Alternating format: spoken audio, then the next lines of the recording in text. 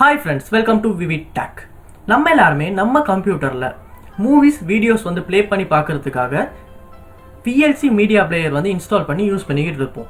இந்த VLC media பிளேயர்ல sometimes வந்து நம்ம பெரிய ஒரு ஹை குவாலிட்டி மூவியையோ இல்லாட்டி ஒரு வீடியோயோ வந்து ப்ளே பண்றப்ப சம்டைம்ஸ் வந்து இது வந்து ஸ்டக் ஆகலாம், இல்லாட்டி அப்படியே லேகிங் ஆகலாம், இல்லாட்டி ஒரு ஃப்ரீஸ் ஆகி அப்படியே நிற்கலாம், இல்லாட்டி ஏதாவது ஒரு எரர் மெசேஜ் வந்து அப்படியே க்ளோஸ் ஆகிடலாம்.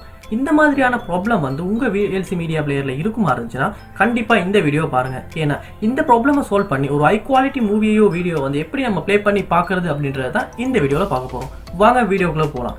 இதான் நம்ம சேனலுக்கு நீங்கள் ஃபர்ஸ்ட் டைம் வரீங்கன்னா மறக்காம நம்ம சேனலை வந்து சப்ஸ்கிரைப் பண்ணிட்டு அப்படியே பார்த்துட்டு பெல் ஐக்கனையும் கிளிக் பண்ணிக்கோங்க.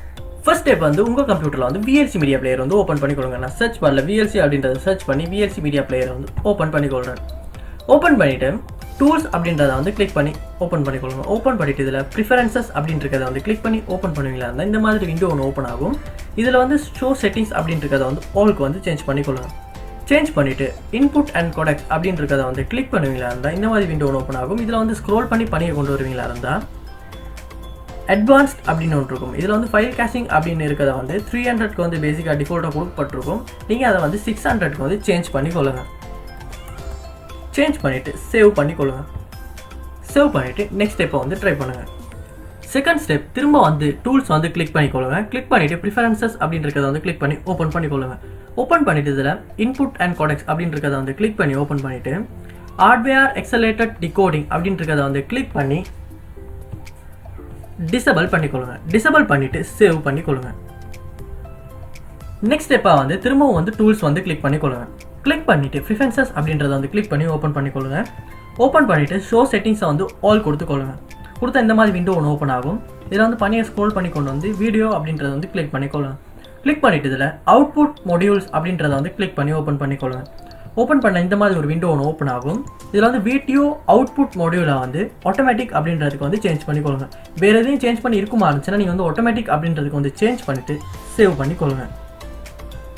நெக்ஸ்ட் ஸ்டெப் வந்து திரும்ப வந்து டூல்ஸ் வந்து கிளிக் பண்ணி ஓப்பன் பண்ணிக்கொள்ளுங்க. ஓப்பன் பண்ணிவிட்டு ப்ரிஃபரன்சஸ் அப்படின்றத வந்து ஓப்பன் பண்ணிக்கொள்ளுங்க. ஓப்பன் பண்ணிவிட்டு ஷோ செட்டிங்ஸை வந்து ஆல்க்கு வந்து கொடுத்துக்கொள்ளுங்க.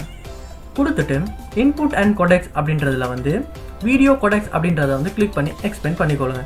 எக்ஸ்பேண்ட் பண்ணிவிட்டு இந்த லிஸ்ட்டில் FFmpeg அப்படின்றத வந்து கிளிக் பண்ணிக்கொள்ளுங்க.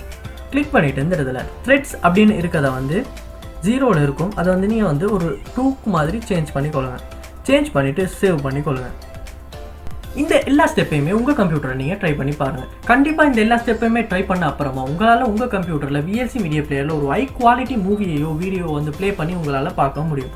கண்டிப்பாக எல்லா ஸ்டெப்பையுமே ட்ரை பண்ணி பாருங்கள். வீடியோ யூஸ்ஃபுல்லாக இருந்துச்சுன்னா வீடியோ வந்து ஒரு லைக் பண்ணிவிட்டு அப்படியே உங்கள் ஃப்ரெண்ட்ஸுக்கு வந்து ஷேர் பண்ணிக்கொள்ளுங்க. இதான் நம்ம சேனலுக்கு நீங்கள் ஃபர்ஸ்ட் டைம் வந்திருப்பீங்கன்னா இருந்தால் மறக்காமல் சப்ஸ்கிரைப் பண்ணிட்டு அப்படி பக்கத்தில் உள்ள பெல் ஐக்கனையும் கிளிக் பண்ணிக்கங்க. தேங்க்யூ.